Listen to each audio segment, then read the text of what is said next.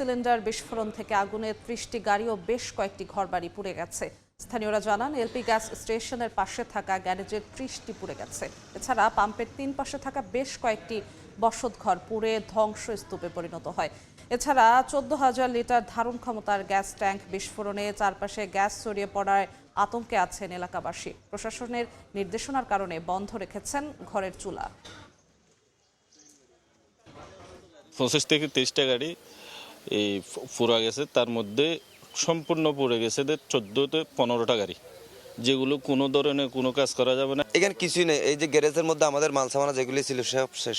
এই জলে গেছে যে মালগুলি যদি আমার একটা একটা করে যদি দোকান থেকে কিনতে হয়, মিনিমাম ১.৫ থেকে ১৫-২ লাখ টাকা আমার খরচ আসবে। আমি সরকারের কাছে এটার একটা বিচার চাই এবং ক্ষতিপূরণ চাই। এই মুহূর্তে কক্সবাজারে কলাতলিতে আছেন সহকর্মী সুজাউদ্দিন রুবেল। সরাসরি যাচ্ছি তার কাছে। রুবেল,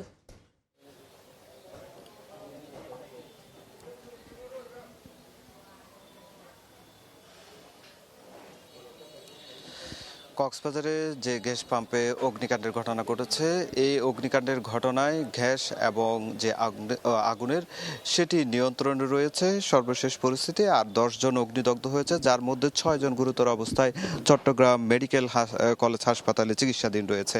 আমরা এখন যেখানে রয়েছে সেটি হচ্ছে আসলে গ্যাস পাম্পের যে ট্যাঙ্কটি রয়েছে সেই ট্যাঙ্কে মূলত হচ্ছে ১৪,০০০ লিটার গ্যাস জমা ছিল।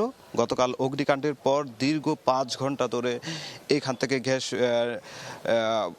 পরিবেশের সাথে মিশেছে এবং একই সঙ্গে ৫ ঘন্টা পর্যন্ত অগ্নিকাণ্ডের আগুনে জ্বলেছে এখানকার স্থানীয় ৪-৫টি ঘর বাড়ি থেকে শুরু করে এখানকার প্রায় পর্যটনবাহী ৩০টির বেশি গাড়ি। তো এখন পর্যন্ত আসলে আমরা লক্ষ্য করছি উৎসুক জনতা, যেহেতু পরিস্থিতি স্বাভাবিক হয়েছে, বিদ্যুৎ সরবরাহ স্বাভাবিক হয়েছে এবং তার পাশাপাশি আমরা লক্ষ্য করছি যে রাস্তায় যে যান চলাচল বন্ধ ছিল সেই যান চলাচলটি স্বাভাবিক করেছে সেনাবাহিনী। এখন পরিস্থিতি স্বাভাবিক রয়েছে।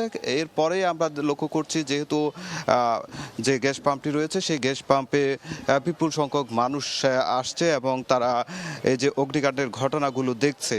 তবে এখন পর্যন্ত আমরা এখানে প্রশাসনের কোনো যে উৎসুক জনতা ভিড় করছে তাদেরকে সরিয়ে দেওয়ার আমরা কোনো ব্যবস্থাপনা আসলে দেখছি না। আমরা গ্যাস পাম্পের সামনের এসেছি এবং সেখানে যেটা দেখছি আসলে পুরো যে ভবনটি সেটির যে গ্লাস রয়েছে সেই গ্লাসগুলো ভেঙে পড়েছে এবং বিভিন্ন যে গ্যাস ভরে দেওয়ার যে যন্ত্রাংশগুলো রয়েছে সেগুলো পুড়ে ছাই হয়ে গিয়েছে।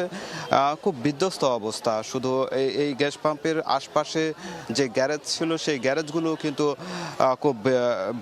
খুব খারাপ অবস্থা, আমরা ধ্বংসস্তূপে পরিণত হয়েছে সেটি দেখছি। অন্যদিকে বিদ্যুৎ সরবরাহের যে কাজ সেটি করছে বিদ্যুৎ বিভাগ এবং প্রশাসনের পক্ষ থেকে, যেহেতু স্থানীয় সংসদ সদস্য এখানে লুৎফর রহমান কাজল এসেছেন এবং দুর্যোগ ব্যবস্থাপনা মন্ত্রণালয়ের সচিব এসেছেন, পরিদর্শন করেছেন।